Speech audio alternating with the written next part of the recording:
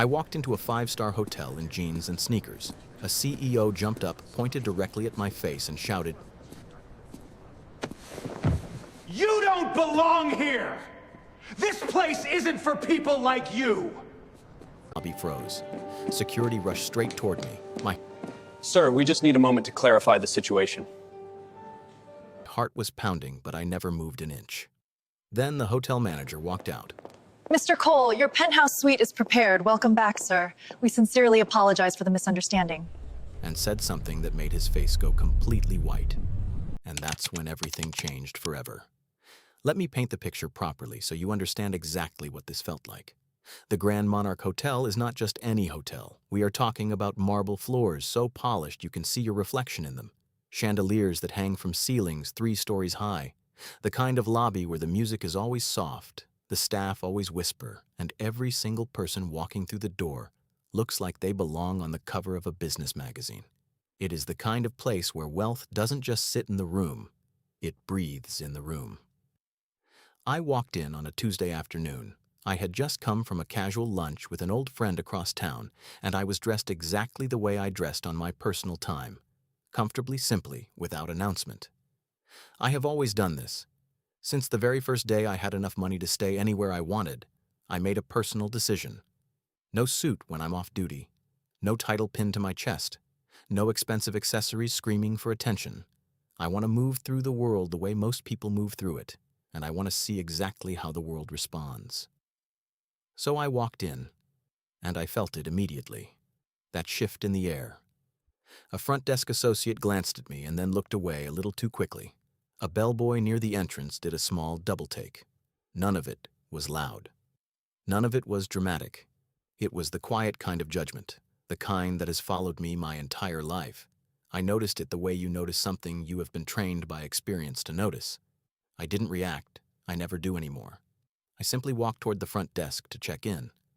That's when I heard him. Richard Harlow. I didn't know his name yet in that moment, but I would learn it soon enough. He was standing near the center of the lobby, phone pressed to his ear, speaking at a volume that suggested he either didn't notice other people existed or simply didn't care. He had the posture of a man who had been told he was important so many times that his body had started to believe it. Expensive suit, cufflinks, the kind of confident that tips over into arrogant when it isn't watched carefully. He noticed me, and I watched his face do something that I have seen 1,000 times. His expression shifted, not into curiosity, not into simple confusion, but into something closer to offense. Like my presence in that space was a problem that someone should have already handled. He ended his phone call, and then, loud enough for the entire lobby to hear, he pointed at me and said it. You don't belong here. This place isn't for people like you. I want you to sit with those words for a second. Not just what they said on the surface, but what they were really saying underneath. He didn't ask who I was. He didn't speak to the front desk. He didn't quietly pull aside a staff member. He made a public declaration. He wanted the room to agree with him. He wanted everyone standing in that lobby to look at me and see what he saw. Someone who didn't fit, someone who had wandered somewhere they had no right to be. Security responded immediately. Not toward him. Toward me. And look, I understood the position those men were in.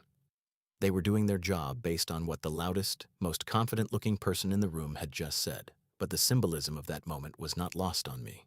The man causing the scene faced no consequences. The man standing quietly was the one being approached. I did not raise my voice. I did not take a step back. I stood exactly where I was, and I looked at Richard Harlow with a calm that I have spent many years building inside myself. And I smiled.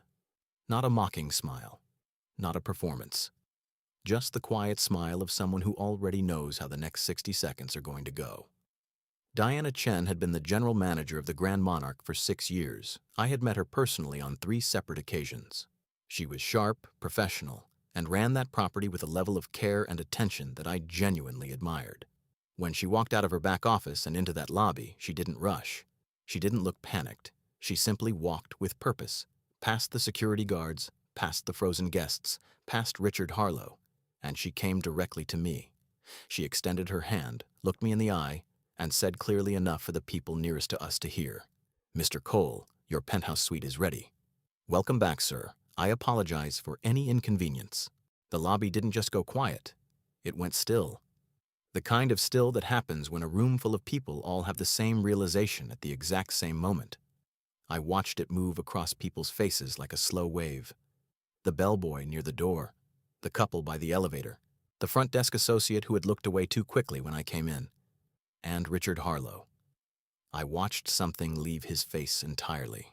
The confidence, the authority, the certainty that he had been right, all of it just emptied out. What replaced it was something I recognized: panic dressed up as composure. I need you to understand something important before we go any further, because none of what happened in that lobby means anything without the full picture. I was not born into any of this, not even close. I grew up in a small apartment with my mother, who worked 2 jobs for most of my childhood, and never once complained about it in front of me. We didn't have much, but she made sure I always understood the difference between what we had and what we were worth. Those are 2 very different things, and too many people spend their entire lives confusing them. I wore the same pair of shoes to school for almost 2 full years. I know what it feels like to sit at a lunch table and pretend you're not hungry because you don't have lunch money. I know what it feels like to be invisible, not in the romantic, peaceful sense of that word, but in the brutal sense. The sense where people look right through you because they have already decided you don't have anything they need. When I got older and started trying to build something, the world made sure I understood the obstacles clearly. I walked into banks with business plans that I had spent months writing and had loan officers laugh before I finished my second sentence. I applied for positions at companies where I was more qualified than the person they hired and never received a callback. I was followed in stores. I was spoken to in tones that were never used with the person standing next to me. Every single time I wrote it down. I kept a notebook, and I know that sounds small, but that notebook became the most important thing I owned for a long time. Because every rejection, every closed door, every moment of being underestimated went into that book, and that book became my fuel. It took years. It took failures I don't have time to fully describe to you today. It took partnerships that fell apart, investments that didn't work, and nights where I genuinely wasn't sure if I was building something real or just lying to myself. But I kept going, and eventually, brick by brick, the thing I was building became something real. A real estate portfolio that started with a single property I bought at auction, a hospitality investment that started with a small stake in a struggling boutique hotel. And over time, over a long, unglamorous, unannounced time, it became something significant. Today, I hold a 40% ownership stake in the Grand Monarch Hotel chain. Not a guest, not a visitor, a part owner. And Richard Harlow had just publicly humiliated me inside a building that I partially own. I was still standing near the front desk when I saw someone lean in close to Harlow's ear. I watched him listen. I watched his jaw tighten. And then I watched him transform, because that is the only word for what happened to his face. Every bit of that loud, pointed arrogance just rearranged itself into something softer, more careful, more strategic. He started walking toward me. He came with a smile. And I want to describe this smile to you precisely, because I think you have seen it before in your own life. It is the smile that only appears on certain people's faces the moment they realize they need something from you. It is warm in the way that a performance is warm. It is friendly in the way that an apology is friendly when it is really just damage control. He introduced himself. He mentioned his company. He mentioned a few names he clearly expected me to be impressed by. He said the word misunderstanding 4 times in the first 90 seconds. And then he extended his hand. I looked at that hand for a moment. And then I asked him one question. Just one. Would you have spoken to me the same way if I had walked in wearing a suit? He opened his mouth. He closed it. He tried to start a sentence twice and couldn't finish either one, because we both already knew the answer. The suit was never the point, and he understood in that moment that I understood that too. The suit was never what he was reacting to. He was reacting to what he thought he saw when he looked at me. And no amount of smooth talking or strategic handshaking was going to rewrite what had happened in front of a lobby full of witnesses. I didn't raise my voice at him. I didn't make a scene. I simply let the silence sit between us long enough to mean something. And then I thanked Diana, picked up my room key, and walked toward the elevator. Before I tell you what I did next, I want to talk about the people in that lobby who were not me and were not Harlow, because I think about them often. There was a young bellboy standing near the far wall who had watched the whole thing from beginning to end without moving. When I walked past him toward the elevator, he looked at me with an expression I still carry with me. It wasn't pity. It wasn't admiration exactly.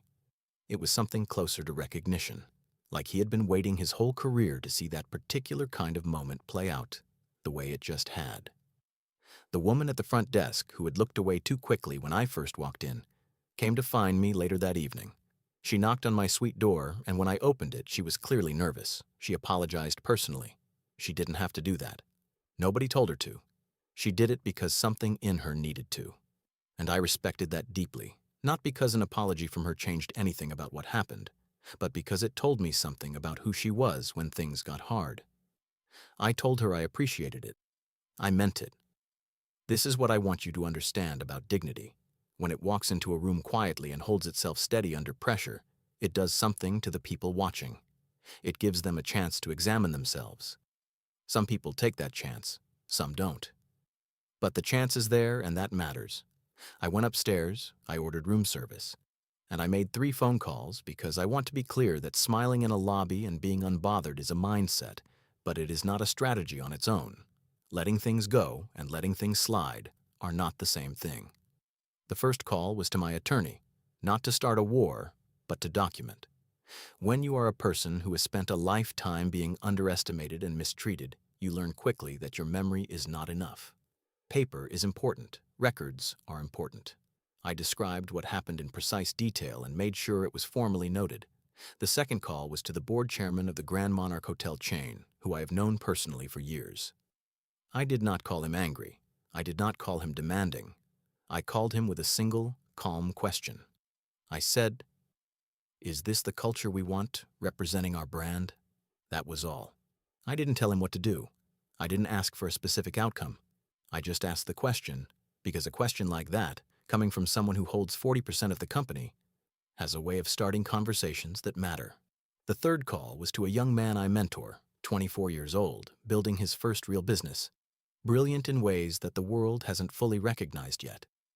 I called him, and I told him exactly what had happened that afternoon, and I said, "Write it down.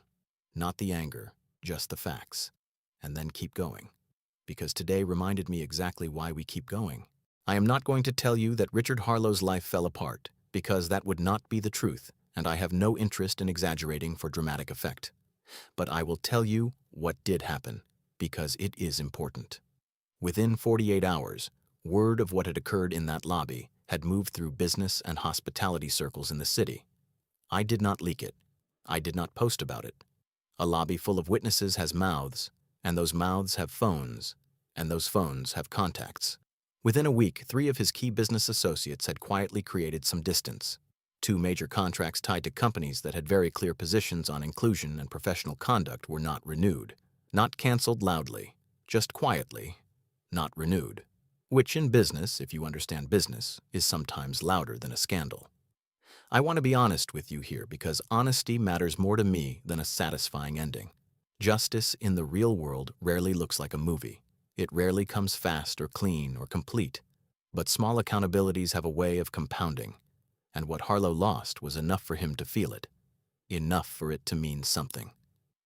I know this because mutual contacts told me he asked more than once if there was any way to have a private conversation with me. I never took that meeting. Not out of bitterness. I genuinely hold no bitterness toward the man. But because some conversations, if they happen, should happen on a timeline chosen by the person who was wronged. And I had not chosen a timeline yet. Here is what I need you to walk away from this story understanding, because if all you take from it is that a rich man got his revenge on someone who disrespected him, then I have not told this story correctly. What happened in that hotel was not unique to a hotel. It happens in job interviews every single day. It happens in hospitals where patients are taken less seriously based on how they look when they walk in. It happens in classrooms where teachers decide before the first week is over which students have potential and which ones don't. It happens in courtrooms. It happens in banks. It happens in quiet, invisible, daily ways that never make it into any story, because there is no dramatic reversal, no general manager walking out at the right moment, no penthouse suite to reveal. Most of the time, the person being judged just has to absorb it and keep moving. And I think about those people far more than I think about Richard Harlow. The reason I still walk into rooms without a suit sometimes is not because I am testing people, though I understand why it reads that way. It is because I refuse to make myself smaller or louder or more palatable to manage other people's comfort. My presence is not a question. It is not something I need to dress up in a way that preemptively answers the assumptions of strangers. I am exactly who I am, wherever I walk, and I carry that with a stillness that took me a long time to build. That stillness is the real thing I want to give you today. Not the story of a CEO being embarrassed, not the satisfaction of a reversal, but the understanding that the work you do on your own sense of worth, quietly, privately, daily, is the only thing that makes moments like what happened in that lobby survivable, and more than survivable, dismissible. Because I was not hurt by what Harlow said. I was not shaken. I was not reaching for his approval or his acceptance or his revision of what he'd already shown me about himself. I was whole before he opened his mouth, and I was whole after. So when Richard Harlow stood in that lobby and told me I didn't belong there, he was right about one thing, actually. I didn't belong there as a guest waiting anxiously to be accepted. I didn't belong there as someone hoping the room would decide I was worthy of the space I was standing in. I belonged there as a part owner, yes, but more than that. I belonged there as a man who has never needed anyone's permission to stand still and take up space with dignity. You belong wherever your feet carry you with purpose. That is not a motivational phrase. It is a fact about how the world actually works when you have done the internal work to believe it completely. If this story reminded you of a moment in your own life, a lobby, a boardroom, a classroom, a room where someone looked at you and made a decision before you spoke, I want to hear about it. Drop it in the comments because I read them, and because your story matters as much as mine does. And if you want more stories about people who refused to stay small, who built something real from nothing, who walked into rooms that weren't ready for them and changed the temperature just by staying, then you already know what to do. I'll see you in the next one.